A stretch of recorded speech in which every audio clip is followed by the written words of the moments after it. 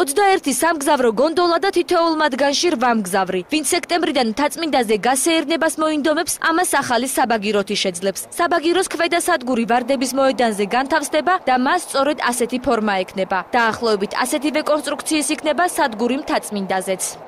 ამ კვერცხის მასშტაბი რას ფარავს, რას უნდიშია?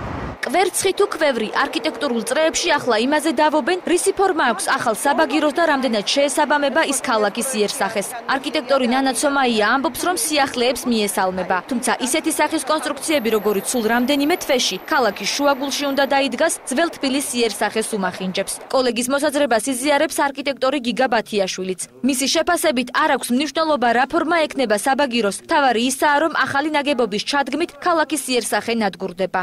არანაირი მნიშვნელობა არ აქვს ჩემთვის, კვერცხის ფორმა ექნება თუ ქვევრის ფორმა ექნება თუ ვაგონის ფორმა ექნება თვითონ.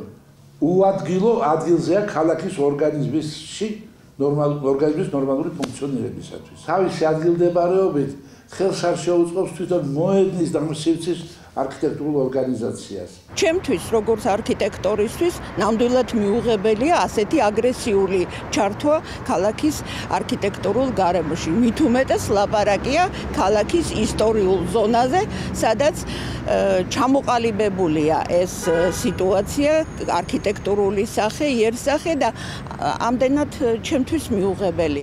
არც კვერცხი და არც ქვევრი ეს ჩიტის ბუდია. არქიტექტორი მანუჩარ მახათაძე, რომელიც ამ პროექტზე 2010 წლიდან კოლეგა ალექსი ზაიცევთან ერთად მუშაობდა, ამბობს, რომ კონსტრუქცია ქალაქის იერსახეს შეესაბამება და გასაკვირი არაა, როდესაც საზოგადოების ნაწილი ქალაქის ცენტრში სიახლეს სხვა თვალით უყურებს.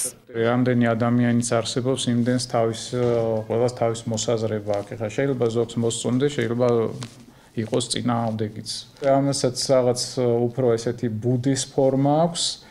უზარმაზარი ველოსიპედის შემდეგ თბილისელებს ვარდების მოედანზე მალე ასევე უზარმაზარი ჩიტის ბუდის ფორმის ნაგებობაც დახვდებათ. მოსამზადებელ სამუშაოებს ტენდერში გამარჯვებული შეპესე კავკასუს როუდ პროჯექტი 5,94,715 ლარად ჩაატარებს. სამუშაოები უკვე დაწყებულია და 10 თვეში უნდა დასრულდეს. ტენდერი თბილისის მერიის დაკვეთით ტექნოლოგიური განვითარების ფონდმა გამოაცხადა. თუმცა მას შემდეგ, რაც კავკასუს როუდ პროჯექტი ძირითად სამუშაოებს დაასრულებს და საფუძველს მოამზადებს, საქმეში ავსტრიული კომპანია დოპელმაიერი ჩაერთვება. ფონდში აცხადებენ, რომ კონსტრუქცია ავსტრიაში უკვე მზადაა. პროექტის სავარაუდო ღირებულება გახავთ დაახლოებით 10 მილიონი, ხოლო მისი შესრულების ვადაც დაახლოებით 10 თვეზე არის.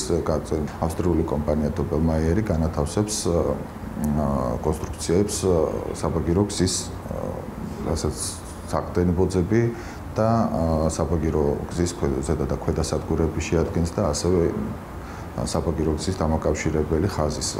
საფუძვლების ადგილებში ძალიან ბევრი კომუნიკაცია გადის.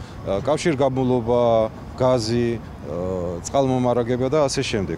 რასაც მოითხოვს ამ კომუნიკაციების გადატანას სხვა ადგილებში და რაც გვიგრძელებს ამ სამუშაოების